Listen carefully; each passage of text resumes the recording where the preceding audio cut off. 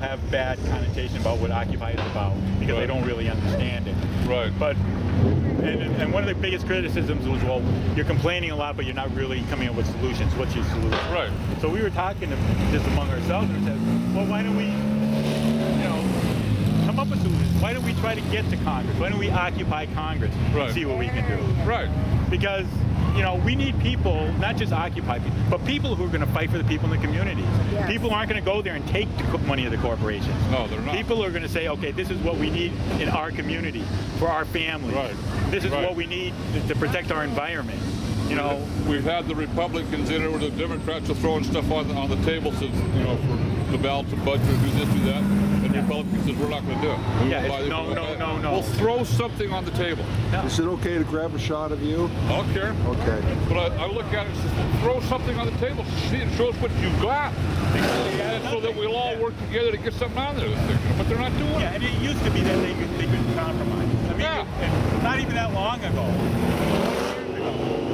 They'd argue, they'd try to make their deals and everything too, but they'd reach some kind of compromise that was at least half-assed good. Right. Pardon my French. Yeah. But now it's just, no, they're not going to do nothing. People are being thrown out of their homes. People don't have any jobs. The banks are getting rich.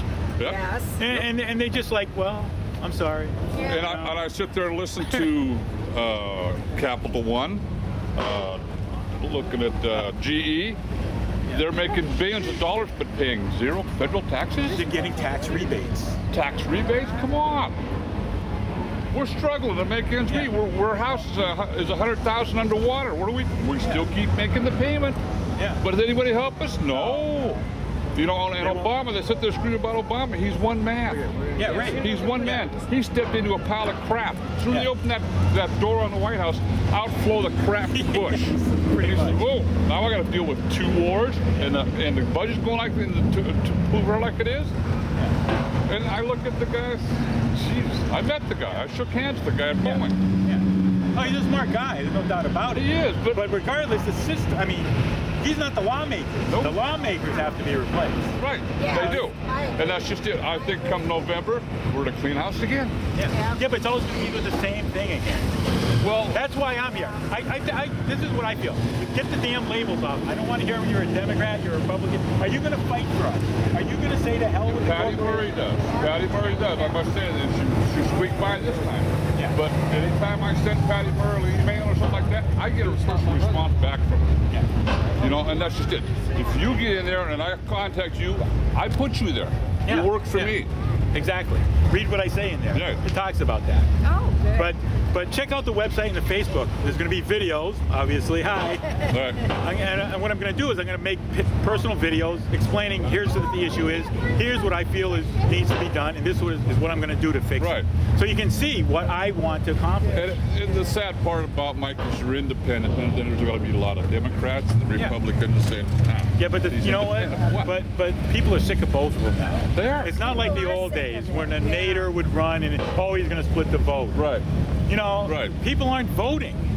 If That's at least, another thing. People aren't voting because they're so upset because they don't feel like their vote counts. So this is what I want to say. This is going to be a vote that counts. Right. This isn't a joke. This is for real. We need more people, not just me, but more people like me who are going to want to do the same thing that I do. It's the people that are on the streets walking up and down here that are paying our taxes that's making this company right what it is. That's right. We made the corporation. People don't believe that stuff. They didn't just pull it out of a hat. Right now, they're trying to eliminate the middle class. They want the rich and they want the poor. Half of the middle class is in the Mitt poverty Romney level. says, we'll just keep the rich up here as long as we can take care of the rich. The middle class will be there. Bullshit. Trickle down. Absolute bullshit. Yeah, but they keep repeating it, and people who don't pay attention keep hearing it, so they think, well, it must be true, because I keep hearing it. So Well, Romney took, what was the name of the company that he managed? Bain. Yeah. Yeah, AMPAD. I didn't work in AMPAD, but I lived in the city where we had AMPAD, Holyoke, Massachusetts. And they say he shut them down. Yeah, and he said, I watched the Face the Nation this morning, and it was saying, well, yeah, he was in there, and he cut a bunch of people's jobs in there. to get to make the people the higher ups get their little pockets full of money. There it is. And that's the way it's going to happen if he gets in to be president again. The thing about Mike running as an independent, if you go look, the story just came out just this last week about Bain Capital. The executives of Bain Capital are 70%. How you doing? The 70% of their donations are for Obama this time around, which just goes to show that the Democrats and the Republicans are in this together. They are. You know. And I you know, it's right now it's the lesser two evils, and I think Obama's the one that's the lesser of the two evils for another 4 years. And we get more evil. Yeah, we get more. That's the point. But this is the start. This is the start. We have to do something. Independent. But I tell you, if I get in there, if I actually beat him, I'm going to go there, and when I come back, I'm going to come and see you. I'm going to be in my car going everywhere in this district, letting people know what happened while I was in D.C., asking them what they want me to do, letting them know what I think we need to do. Right. Because the greatest power I have, if I get elected, is the knowledge that the people that I represent have. Well, what is your background? I'm a union guy from way back. I used to be in the United Electrical Workers in Massachusetts. I helped organize the shop. Then I became the shop vice president. Then I was the vice president of the shop. I've been a social and a political activist all my life. I work with the homeless, kids.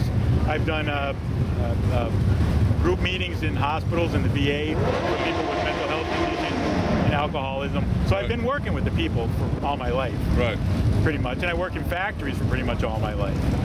So, yeah, what experience I have, it's called life experience. I've done it all. I've been there. School of Hard Knocks. Yeah, I've been screwed. I've seen other people get screwed. That's pretty I'm a short and sweet. I am. You're bowling? Yeah. All right, I cool. am. Good. And it's just, I've been a union member ever since I started working. Yeah. Now back in the 70s. Yeah. Union member ever since. Yeah. People don't realize unions built this country. Yeah. We better support the union. You know, If you don't have the unions, we won't have what we're having. We'll go someplace else. Yeah. Well, that Prime bumper example sticker is the 8-7. They outsourced the living shit out of the 8-7, and we're fighting to keep the damn airplane to get it up in the air. It's coming into our shop, and what fixes up? I am union members. Yeah. There's no. Right. Well, the bumper sticker is perfect.